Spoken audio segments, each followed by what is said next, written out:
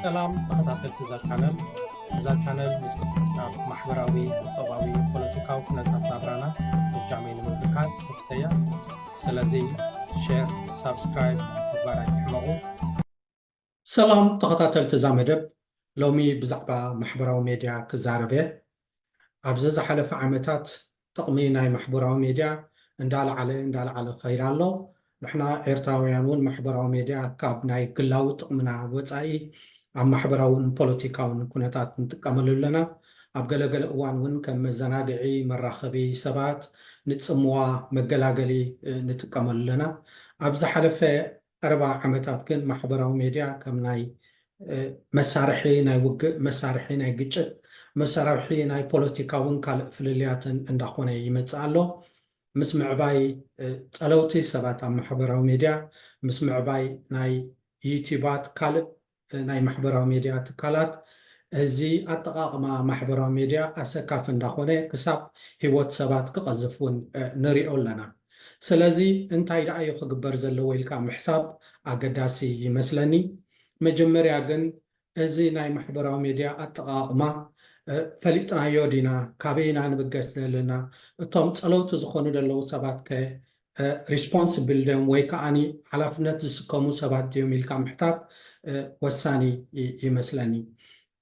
ከም ዝረአ ዘሎ ሰባት ኣብቲ ቁም ነገር ደይኮነ ኣብቲ ፀወታ ደለዎ ጭርቃን ደለዎ ካብኡ ሓሊፍካ እውን ኣብቲ ፀርፍን ምድንጋርን ዘለዎ ክዓስሉ ንርኢ ኣለና። እዚ ምስ ምዝንጋዕ ይርእዎ ኮኑ ግን ከምኡ እንዳበለ ይወስዶም ከም ደሎ ርዱእ እዩ። ከምኡ እንዳበለ ሂወት ሰብ የጥፍእ ከም ደሎ እውን ንሪኦ ኣለና።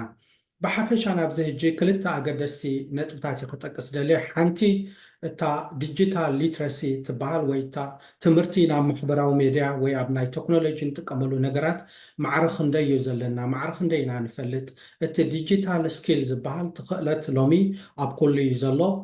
ከመይ ጌርካ ቪድዮ ትሰርሕ፣ ከመይ ጌርካ ሼር ትገብራ፣ እዚ ዝጠፍኦ የለን። ዲጂታል ሊትረሲ ዝበሃል ግን ተኣፍልጦ እንታይ ዓይነት ቪድዮ ካ ትሰርሕ ደለኻ፣ እታ ዝተሰርሐት ቪድዮ ካልኦት ሰባት ከ ንምንታይ እዮም ክጥቀሙላ፣ እንታይ ፅልዋ ተምፅእ፣ ማዕረ ክንደይ ሳዕቤና ኣለዋ ኢልካ ምርኣይ እዚ ኣገዳሲ ይመስለኒ። ግን ክሳብ እዋን ንሪኦ ዘለና ብከምዚ ዝሰርሑ ፅልዋ ዘለዎም ሰባት ወይ ብዙሓት ፈለወራት ዘለዎም ሰባት ወይ ከዓ ብዙሕ ግዜ ኣብ ማሕበራዊ ሚድያ ንሪኦም ሰባት ብጣዕሚ ውሕዳት እዮም። ሕጂ እንታይ ክንገብር ኣለና? ነዚ ብምንታይ ክንከላኸሉ ኣለና?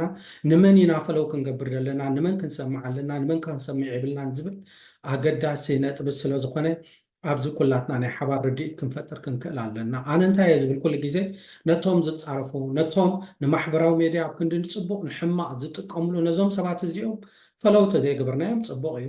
እንተኾነ እውን ብሎክ ተገበርናዮ እውን ኣገዳሲ ይመስለኒ። ሕጂ እከለን ምባል የድልየኒ ንሪኦም ኣለና ኣብዚ ማሕበራዊ ሚድያ ወይ ኣብ ሶሻል ሚድያ ሰባት ከባልዑ ዝውዕሉ ካብ ሓደ ናብ ሓደ ክፃረፉ ዝውዕሉ ፅባሕ ከዓ ገለ ፅቡቅ ነገር እንድሕር ተዛሪቦም ሼር ክበሃሉ ዝውዕሉ ሰባት ኣወዳትን ኣዋልድን ኣለው። እዚኦም ብተኻእለ መጠናነ እንታይ እየ ዝብል ካብዚ ማሕበራዊ ሚድያ ብሎክ ክኾኑ ክውገዱ ኣለዎም ዝበሃል ናተይ መርገፂ እዚ። ኩሉ ሰብ ከምኡ ገብር ማለት ኣይኮነን።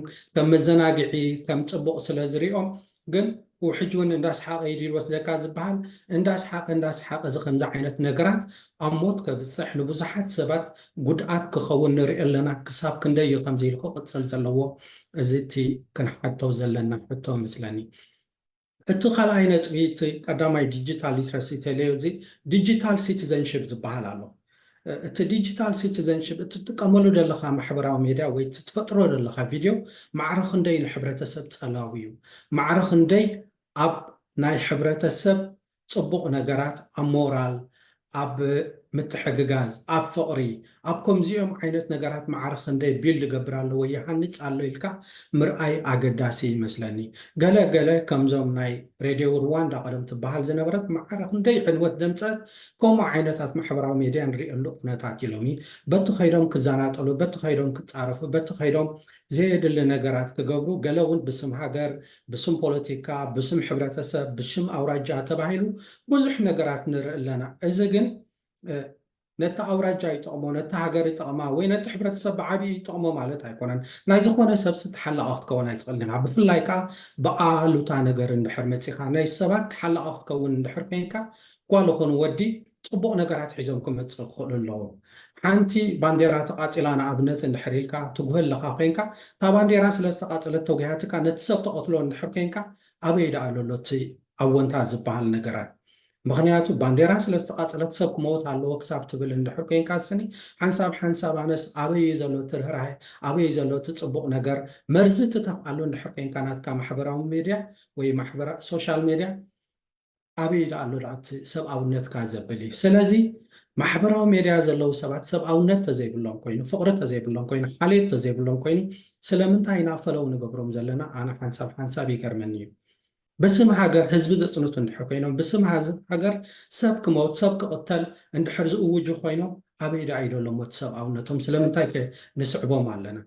ازيهم كالوت النغرات نزيهم دمسلو بطعمي كنريهم كنحاسبلهم نمن ينعفلو نغبر كنريهم كنكل علنا مخنياتو التزفتر دلو فيديوهات بزح كاو وحد يتطقام زخون دلو تمبزحتو ወናጃሊ ኣቃተልቲ ምፍኻር ዝመልኦ ብስም ፖለቲካ ብስም ሃገር ብስም ፍትሒ እውን ኣብ ገለ እዋናት ንፍትሒ ዝጉዕፅጥ ዓይነት ኩነታት እዩ ሕጂ እዚ ማሕበራዊ ሚድያ ብጣዕሚ ቶክሲክ ወይ ከዓ ብጣዕሚ መርዛም ኮይኑ ኣሎ እዞም መርዚ ዝተፍቁ ዓይነት ኣብኡ ዘለው ሰባት ከዓ ከመይ ጌርና ኢና ብሓባር ካብኡ ክነንፅፎም ኣለና እዚ ሓደ ናይ ኩላትና ሓላፍነት እዩ ንዕኦም ክነውፅኦም ተዘይክእልና ንዕኦም ክነፅርዮም ተዘይክእልና ሓደ ብሓደ ሰባት ክፅርዮም ሓደ ብሓደ ሰባት ክቆትልዮም ምናልባሽ ፅባሕ እውን ከምዚ ናይ ሬድዮ ሩዋንዳ እንዳበልና ኩሉ ግዜ ንፍከረላ ኣብ ከምኡ ዓይነት ነገራት ክእትውና ይኽእሉ እዮም ስለዚ ማሕበራዊ ሚድያና ብጣዕሚ ቶክሲክ ኮይኑ ኣሎ ብጣዕሚ ቶክሲክ ዝኾኑ ሰባት እንዳበዝሕዎ ከደሎ ክሳብ ውሕዳት እዮም ዘለው ንዕኦም ሸለል እንድሕር ኢልናዮም ግን